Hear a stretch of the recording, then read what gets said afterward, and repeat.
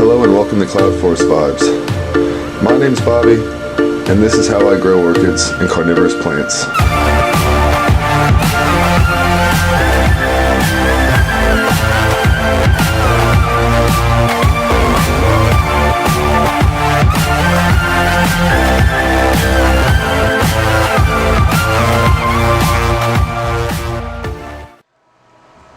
Hello and welcome to Cloud Forest Vibes. So I've got some new blooms to share with you guys today, and I want to have a quick look around and a chat at a couple Bulbophyllums. I actually had a virtual Orchid Society meeting this past Monday, and we had a speaker who talked about Bulbophyllums, and he gave a lot of really good insights. So I'm going to try to share some of those with you today in my talk after we look at some flowers and pretty stuff. So here we go. I hope you enjoy this, and yeah, thank you so much for watching. I really do appreciate you guys. We're getting close to 500. Woo! So yeah, I'll make an announcement I guess here soon about what I'm going to do. I'm still on the fence about it. I got a couple ideas bouncing around, but yeah, I do appreciate all you guys. Thank you so much. And anyhow, let's get this camera off the tripod here, and we will get to business. So let's jump right into some blooms.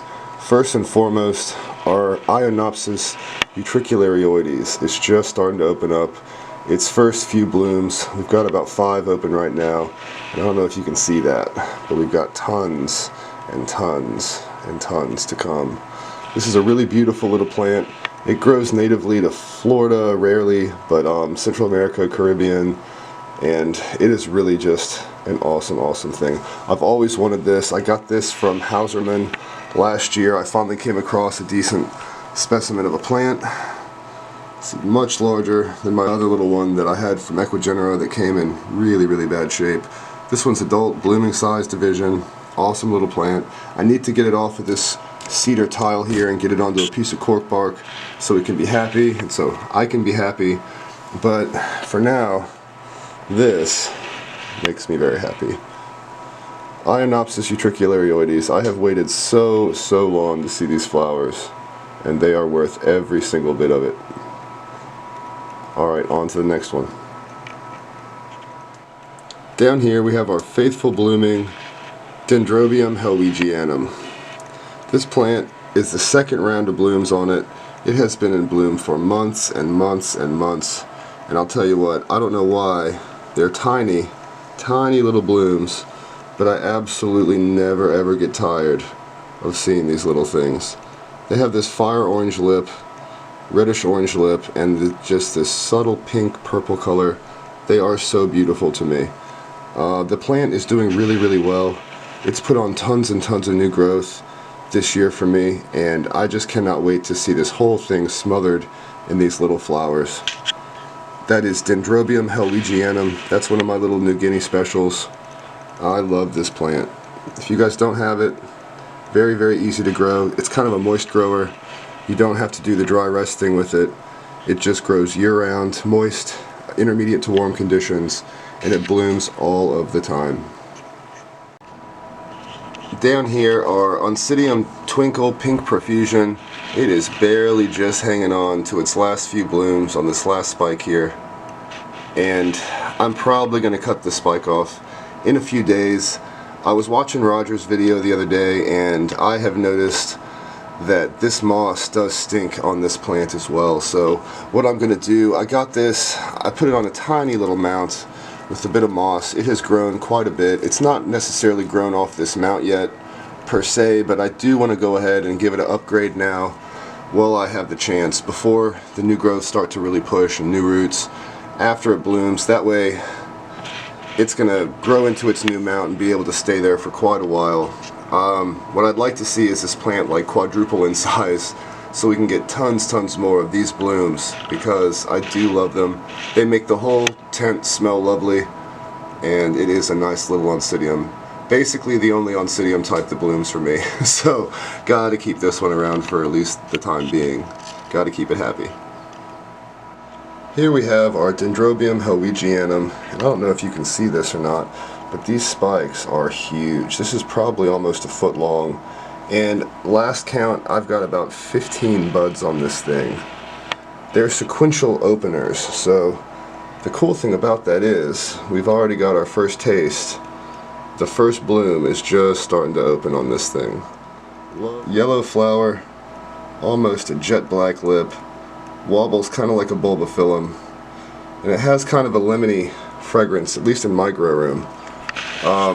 Really neat little plant, and again, look how long those spikes are. Tons and tons of buds on them to come, tons of buds opening. Each spike has opened its first bloom. This one has one too. But yeah, that is Dendrobium heligeanum. It is doing its resting thing and getting ready to come back into bloom.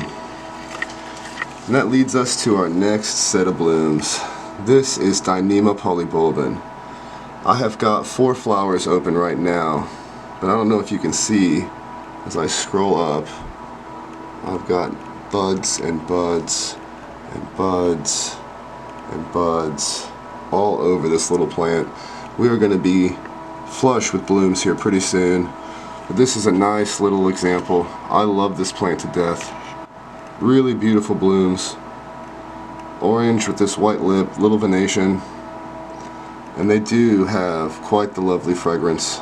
You got to get right up on them, but they do have a nice sweet smell. Really, really neat. Alright, on to our last bloom. Now, on to the bloom that I've been waiting for. My Masdevallia exquisita has finally opened up its first flower for me, and I cannot tell you how beautiful this flower truly is. The colors are coming through actually really good. What's not coming through is the abundance of little teeny hairs all throughout the inside of this flower. You can see the lip in there, bright yellow throat, pink coloration, and these long, I mean long, what are those, sepals, I guess? I'm not sure what these are in a Masdevallia, but absolutely gorgeous. I've waited to see this bloom for quite a while. I bought this plant from Andy's because it's just a really neat little Masdevallia, and I really didn't think it was going to do well. It started to die, and I threw it in the tank, and it has just bounced back so nicely and rewarded me with this awesome little bloom. And I don't know if you see that right behind my finger here. I noticed the other day we've got another flower spike, so hopefully, if all goes well, we'll see another one of these in the not too distant future. And yeah, I'm just so excited. That is Masdevallia exquisita. Give me one more close look at that thing. Alrighty, let's head back into the tent and let's have a chat about these Bulbophyllums. So we're back in the tent. Let's chat about Bulbophyllum orchids for just a moment before we end this video. So at my Orchid Society meeting, we had a speaker named Charles Wilson, and he was discussing different types of Bulbophyllum orchids, which I do have an abundance of. I've got Bulbophyllum maximum here, Barbagirum, I've got Miniatum, I've got Lasiocylum dark, I've got regular Lasiocylum down here, I have got Bulbophyllum macranthum here, I've got Bulbophyllum ambrosia. You get the point. I've got tons and tons of bulbos. I love them to death, and I did learn quite a bit from the speaker that we had about care and culture for them. So having that said, the main takeaways I got from Charles' speech about Bulbophyllums were that they really do appreciate growing warm, they really do appreciate an abundance of moisture, they like a lot more sun most of the times than you might think, and that they're extremely sensitive to pH. Now, as far as heat goes, they don't all like to grow as hot as he says. I do have a few, like this little Tentaculiferum down here, that absolutely despise the heat. This guy is a cool grower, comes from New Guinea. It is not like the warmth at all. But for the most part, things like this Bulbophyllum maximum, this Miniatum, and other things really will appreciate warm temperatures. These I spoke about in my resting video. These get a bit of a dry rest. Some have a wet-dry cycle, but they do get a frequent abundance of water when they are in growth. They dry very quick. I don't have much moss on the mounts for the ones that have a wet dry cycle, and in the warm temps those dry out almost daily. Now, something else very interesting that Charles was talking about in relations to bulbophyllums, and let me pull out my ambrosia. Now, this is one of my OG bulbophyllums, if you will. It's a pretty decent sized plant. I have never gotten this damn thing to bloom. Now, this is a lithophytic orchid, and because it's a lithophytic orchid and I know it grows on limestone, what I started doing young in this orchid's life is giving it crushed oyster shell and Espoma garden lime. Both of these things are rich in magnesium and calcium, and both of these things really do help neutralize your pH and bring your pH up. Apparently, this is very important, not just to lithophytic orchids like this one, but it's also very important to a lot of bulbophyllums. Because a lot of people grow them moist constantly, and a lot of orchid people, we like to use sphagnum moss as a medium for moisture. Sphagnum moss really will drop in pH and really will hurt your plants very, very quickly, according to Charles. Bulbophyllums are greatly affected by pH. He recommends adding crushed oyster shell to a lot of your bulbophyllums, all of them if you can, especially if you're growing them potted or moist all the time, to help buffer your pH. pH buffering with bulbophyllums is apparently one of the biggest keys to their success. Another big key to their success, he says, is light. A lot of bulbophyllum orchids actually want to grow and will take a lot more light than you might imagine.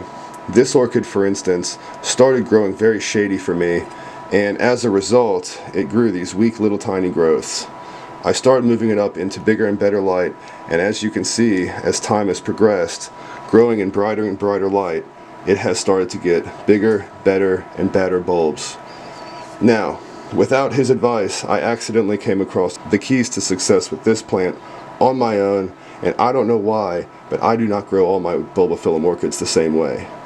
I am going to start now. So my next video is going to be a bit of a care video for some of the bulbophyllums that I have, and we're going to talk about some of the other tips he gave, like pressuring the rhizome and things like that. So as you see here in the front, I've got a little new growth. I'm holding it one-handed and filming, forgive me. This new growth right here is just kind of free-floating. It's got two little roots on it that are trying to get out. One of them has already, looks like, stalled. So something he says, a key to their success, is using rhizome clips or making sure that your rhizomes maintain contact with the substrate at all times. This is something you guys have seen me do before when I'm wrangling in big bulbophyllum orchids. This growth was free floating. I tied it to this mount, and now it's got tons and tons of roots all over it.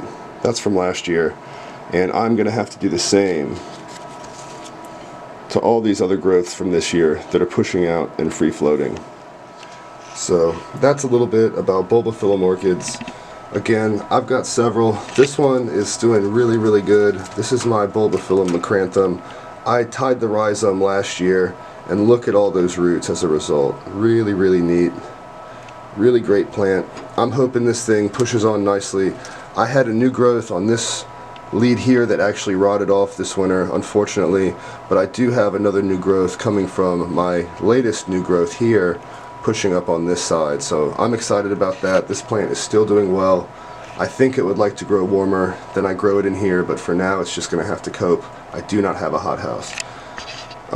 Anyhow, I've got a couple other bulbophyllums that are in growth. Like I said, the ambrosia here, the lasiocylum down here has got a bunch of floating pieces to the rhizome and whatnot. So we're going to go through here and we're going to take care of all these very soon. Make sure all these plants stay happy and healthy and give us good blooms this year.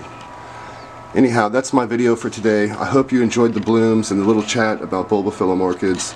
I do appreciate each and every one of you guys, as always. Thank you so much for watching, and until next time, happy growing, guys. Please stay safe, and I will see you next time.